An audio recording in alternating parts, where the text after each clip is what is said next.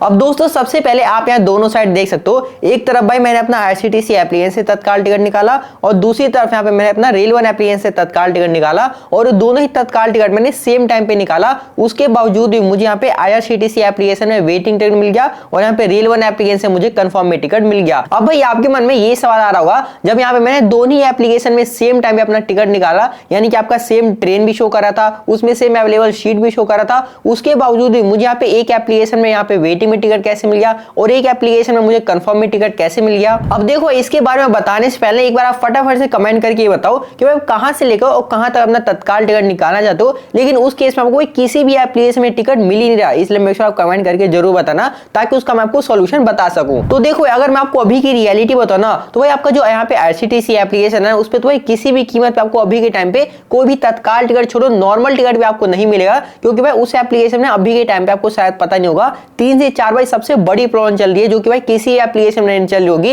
अगर मैं आपको एक एक करके प्रॉब्लम बताऊं तो देखो, अगर बात करें यहाँ पे सबसे पहले प्रॉब्लम की, तो आपने भी देखा जब भी आप एप्लीकेशन को ओपन करते हो उसी टाइम पे आपका जो भी एप्लीकेशन है उसमें लोडिंग और लॉगआउट टाइम की प्रॉब्लम शुरू हो जाती है। यानी कि एप्लीकेशन ओपन करते ही भाई उसमें गोल गोल घूमने की आपको प्रॉब्लम देखने को मिलती होगी, या कभी कभार तो आपका एप्लीकेशन बार बार बंद होकर चालू होता रहता है। और देखो गलती से हम ये मान चल लेते हैं कि आपका जो भी एप्लीकेशन है ओपन हो गया, लेकिन जैसे आप उसमें ट्रेन वगैरह सर्च करते हो ना, तो उसी टाइम आपको सभी ट्रेनों पे वेटिंग में टिकट शो करने लग जाता है, क्योंकि जितने भी सॉफ्टवेयर सेल करने वाले पर्सन जो भी एजेंट होते हैं उसी टाइम पे आपकी सारी ट्रेन की टिकट ले लेते हैं, जिससे कि आपको यहाँ पे वेटिंग में टिकट शो करने लग जाता है। और देखो हम ये भी मानने को तैयार है कि भाई आपको एक या दो ट्रेन में अवेलेबल में सीट शो कराया जाता है, लेकिन जैसे आप आगे डिटेल वगैरह डाल के पेमेंट कर देते हो उसके बाद में आपको पता चलता है कि ना वहाँ पे पेमेंट भी हो गया और जो भी टिकट है वो बुक ही नहीं हुआ, हमारे जो भी टिकट है यहाँ पे वेटिंग में बुक हो गया, कंफर्म में बुक ही नहीं हुआ। उसके बाद बात करें यहाँ पे अगले प्रॉब्लम की, तो देखो ये प्रॉब्लम तो भाई हर आईआरसीटीसी यूजर के साथ आती है, यानी कि जैसे वो 10 से 11 बजे एप्लीकेशन ओपन करते हैं ना, तो उनका एप्लीकेशन ही ओपन नहीं होता, क्योंकि जो आईआरसीटीसी सर्वर है वही भाई पूरी तरीके से बंद हो जाता है, कभी कभी तो एप्लीकेशन ही क्रैश होता है। तो फिर भाई क्या फायदा है इस आईआरसीटीसी ऐप में टिकट निकालने का।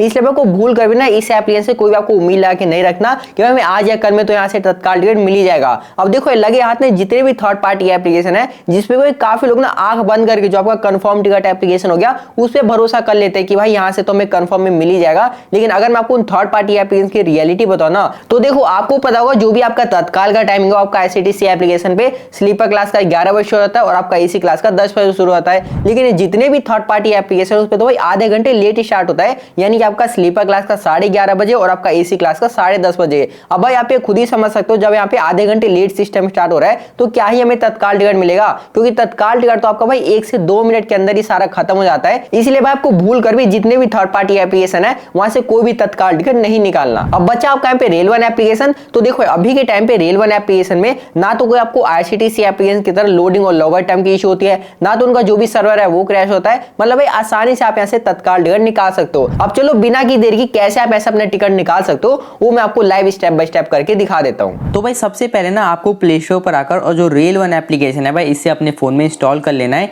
इंस्टॉल कर लेने के बाद आपको सिंपल सा यहाँ पे ओपन वाले पे क्लिक कर देना है। अब जैसे आप एप्लीकेशन में लॉगिन कर दोगे आपके सामने कुछ ऐसा इंटरफेस आ जाएगा। अब देखो तत्काल टिकट बुकिंग के लिए ना आपको यहाँ पे जो रिजर्व वाला ऑप्शन दिख रहा होगा आपको इसी वाले पे क्लिक कर देना है। अब भाई यहाँ पे ना आपके सामने कुछ ऐसा इंटरफेस आ जाएगा। अब देखो यहाँ पे फॉर्म में आपको डाल देना है कि भाई आप कहाँ से जाना चाहते हो और कहाँ तक जाना चाहते हो। तो देख सकते हो भाई हमने मान के चलते हैं हम नई दिल्ली से और आपका जबलपुर जाना चाहते हैं, और जो भी आपका डिपार्चर डेट होगा यहाँ पे डिपार्चर डेट डाल देना, और आपका जो भी कोटा होगा भाई वो यहाँ पे कोटा सेलेक्ट कर सकते हो। यहाँ पे तत्काल सेलेक्ट कर लिया है। तो देखो आपको यही 2-3 चीजें डाल के और सिंपल से आपको सर्च वाले पे क्लिक कर देना है। देखो भाई आपके सामने जो अदर ऑप्शन दिख रहा होगा ना भाई इसको आपको बिल्कुल भी सिलेक्ट नहीं करना। तो फिलहाल के लिए हमने सारा डिटेल डाल दिया, हम यहाँ पे सर्च वाले पे क्लिक कर देंगे। अब जैसे आप सर्च कर दोगे भाई आपके सामने काफी सारे यहाँ पे ट्रेन की लिस्ट आ जाएगी, और ऊपर में जो भी डेट है आपके सामने देख सकते हो, और जो भी आपका डेस्टिनेशन है वो भी आप यहाँ पे देख सकते हो। तो देखो यहाँ पे ना मैं जिस भी ट्रेन में जाना चाहता हूँ भाई वो मेरी ये वाली ट्रेन रहने वाली है। तो मैं ना इसमें चेक कर लेता हूँ कि क्या यहाँ पे थर्ड एसी में कोई सीट खाली है कि नहीं खाली। तो यहाँ पे ना आपको यहाँ पे सी अवेलेबिलिटी वाले पे क्लिक करना होगा। अब जैसे आप उस पर क्लिक कर दोगे आपके सामने मतलब जिस भी स्लीपर क्लास में या थर्ड इकोनॉमी में या थर्ड एसी में सीट खाली होगा आपके सामने शो हो जाएगा। तो देखो हमें तो यहाँ पे थर्ड इकोनॉमी में अपना जो भी सीट यहाँ पे बुक करना है, तो सिंपल हम ये वाले पे क्लिक कर देंगे। तो अब यहाँ पे भाई आपको ना पैसेंजर का डिटेल डालना होगा। तो देखो सबसे नीचे में आपको यहाँ पे सेलेक्ट पैसेंजर का ऑप्शन दिख रहा होगा, आपको यहाँ पे ऐड न्यू वाले पे क्लिक कर देना है।